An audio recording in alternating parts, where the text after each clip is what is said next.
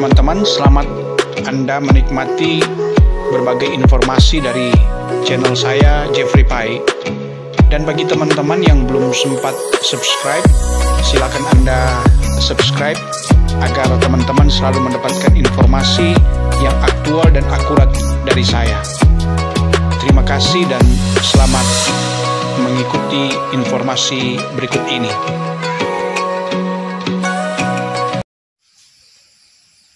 Selamat berjumpa kembali di channel saya, Jeffrey Pai. Dan teman-teman, saat ini saya ingin melanjutkan cerita tentang kehidupan saya dalam menjalani profesi wartawan, di mana ada pahit manisnya menjalani profesi ini. Sebagaimana yang sudah pernah saya kemukakan, bahwa di awal saya memasuki dunia jurnalistik, saya berkarir di mingguan Warta Utara yang dipimpin oleh Lani Politon, dan Warta Utara ini kemudian berubah menjadi harian Cahaya Siang.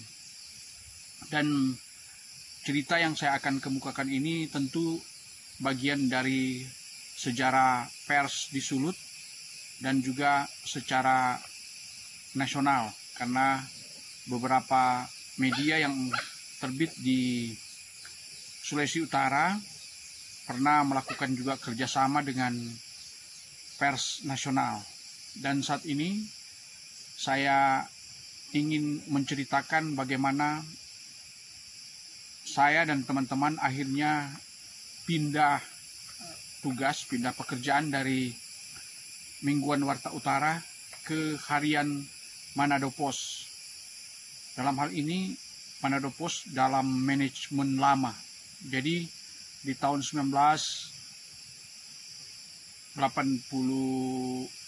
akhir, saya yang lebih dulu hengkang dari Warta Utara karena sudah mendapat tawaran dari harian Manado Post untuk bergabung.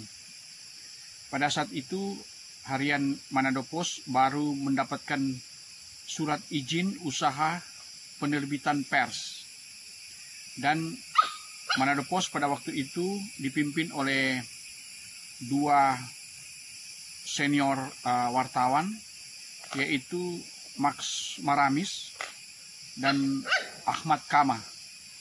Max Maramis menjadi pemimpin redaksi, sedangkan pemimpin perusahaan Ahmad Kama.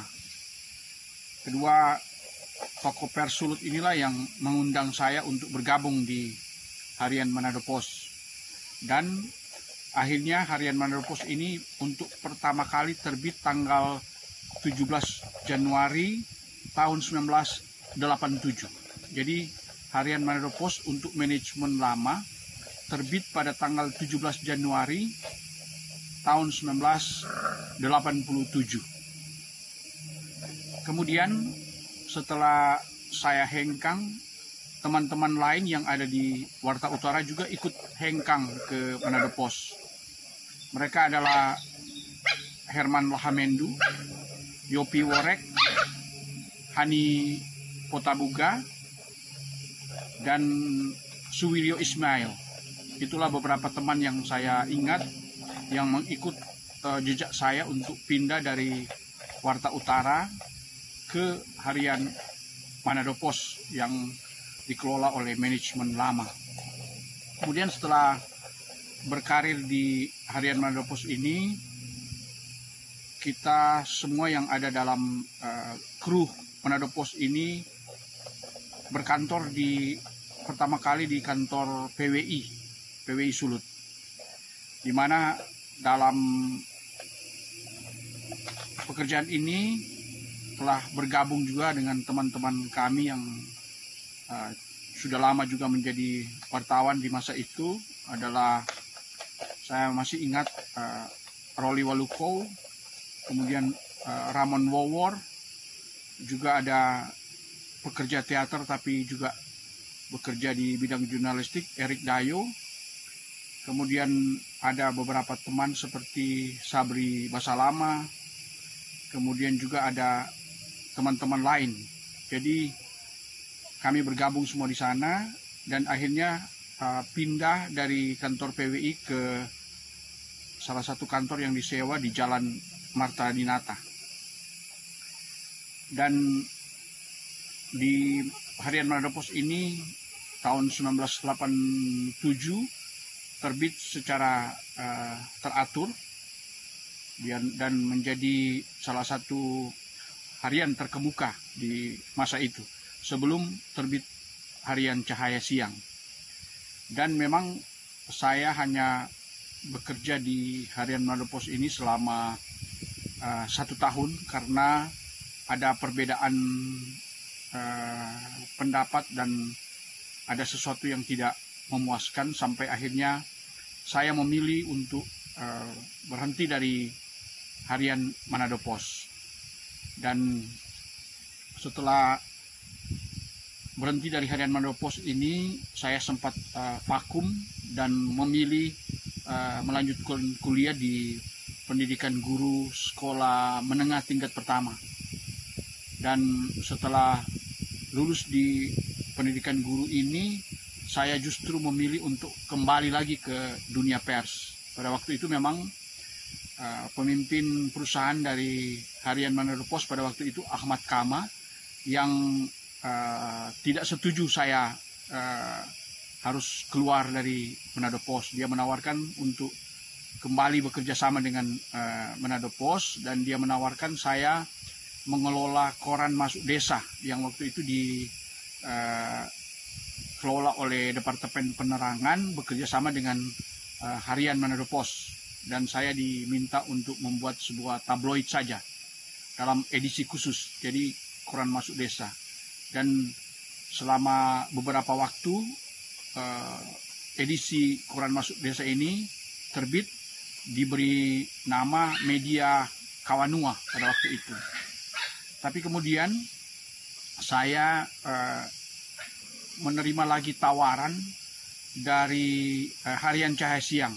Memang sebetulnya saya memang tidak lagi suka kembali dengan bekerja sama dengan Lani Politon. Tapi saya diminta oleh Heri Mangindaan pada waktu itu. Dia adalah Direktur LBH Manado yang memiliki saham di Harian Cahaya Siang, di mana Harian Cahaya Siang pada waktu itu sudah bekerja sama dengan Harian Jawa Post pimpinan Dahlan Iskan. Dan karena itu dia minta saya ikut di dalam Harian Cahaya Siang. Saya sebetulnya masih di Media Kawanua, tapi karena mencoba mengikuti permintaan dari Heri Mangindaan ini, sampai akhirnya saya sebetulnya tidak sepenuhnya meninggalkan Media Kawanua edisi KMD, tapi memang mencoba bergabung dengan Harian Cahaya Siang, dan saya akhirnya ketemu lagi dengan Lani Politon. Tapi memang tidak begitu lama di Cahaya Siang karena akhirnya Cahaya Siang putus hubungan dengan Jawa Post. Dan akhirnya karena Jawa Post tidak lagi memegang manajemen di Cahaya Siang, banyak sekali juga teman-teman yang akhirnya berhenti di Cahaya Siang. Dan oleh Dahlan Iskan memberikan peluang kepada para wartawan atau juga pekerja percetakan yang ingin bergabung di Jawa Post dipersilakan. Dan maka pergilah teman-teman, baik yang dari percetakan maupun dari redaksi, yang mengadu nasib ke Jawa Post di kloter pertama. Kloter pertama itu saya belum ikut.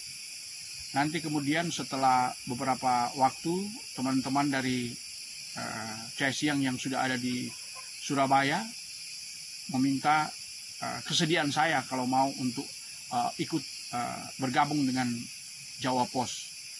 Maka di tahun 1990, saya ingat tahun 1990 ini tanggal 9 September, saya dan 2 orang teman yang ikut, yaitu Hani Potabuga dan juga Meldi Sahen Solar, kami berangkat ke Surabaya untuk mengikuti ajakan dari teman-teman bergabung di Jawa Pos. Dan akhirnya kami tiba di Surabaya dengan menggunakan KM Umsini di tahun 1990 itu.